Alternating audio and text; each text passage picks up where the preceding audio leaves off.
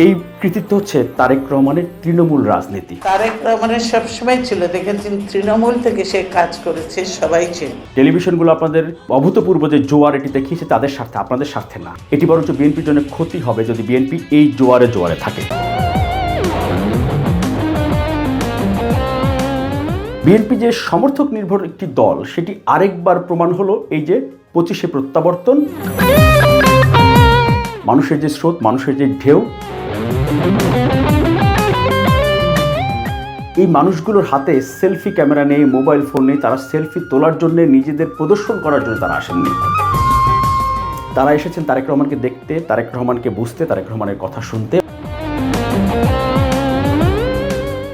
এবং সারা দেশ থেকে অসংখ্য মানুষ এসেছেন যারা দলের ব্যানারে বা দলীয় কোনো গাড়িতে বা দলের নেতাদের সাথে তারা আসেননি, নেতাদের মতো আসছেনি তারা।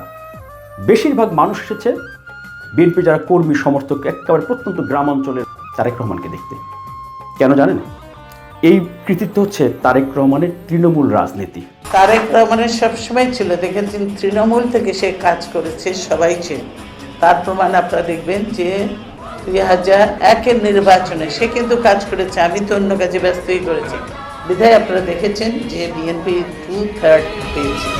আমার দল ভাঙতে চেয়েছিল না, কিন্তু আমার তৃণমূলের যে তারেক রহমান সংগঠন করে গিয়েছিল, তৃণমূলের নেতা কর্মী কেউ নড়ে নাই। এই ইয়াং ছেলেপেলেরা সব ছিল, সব আছে, সব থাকবে। এরা স্বচ্ছ বিএনপি, খাঁটি বিএনপি। প্রিয় সহকর্মীবৃন্দ, আপনারই আমার শক্তি, আমার চোখ এবং আমার কান কিন্তু আমার তৃণমূল।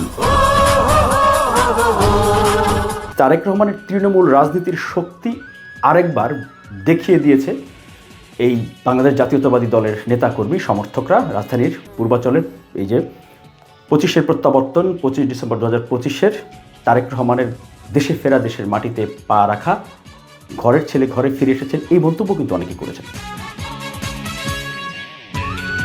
2001-এর নির্বাচনে সে কিন্তু কাজ করেছে, আমি তো। এখন শুধু হবে কাজ, কাজ এবং কাজের কথা। সবার আগে বাংলাদেশ, করব কাজ, গড়ব দেশ। এখন শুরু হবে কাজ, কাজ এবং কাজের কথা। এই পরিকল্পনা যিনি বাস্তবায়ন করবেন, এই স্লোগানটি যিনি ধারণ করছেন যার রাজনীতিতে, তিনি কিন্তু এরই মধ্যে কাজে নেমে গেছেন।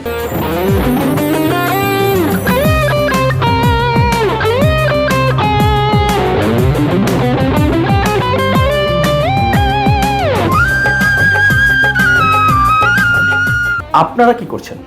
আপনারা বলতে হচ্ছে এই যে যিনি কাজ, কাজ আর কাজের মধ্যে আছেন, কাজ শুরু করে দিয়েছেন, তার যত নেতা কর্মী সমর্থকরা তারা আসলে কাজ শুরু করেছেন।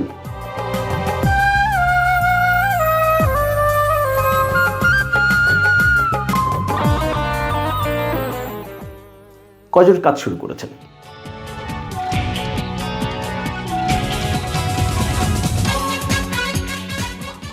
কয়জন এই যে 31 দফার যেই পরিকল্পনা, তারেক রহমান বলেছিলেন যে নেতৃবৃন্দ এইভাবে সভা সমাবেশ করে কিন্তু কাজ হবে না, মানুষের ঘরে ঘরে যেতে হবে, 2-3 করে টিম করে করে মানুষের ঘরে ঘরে যেতে হবে।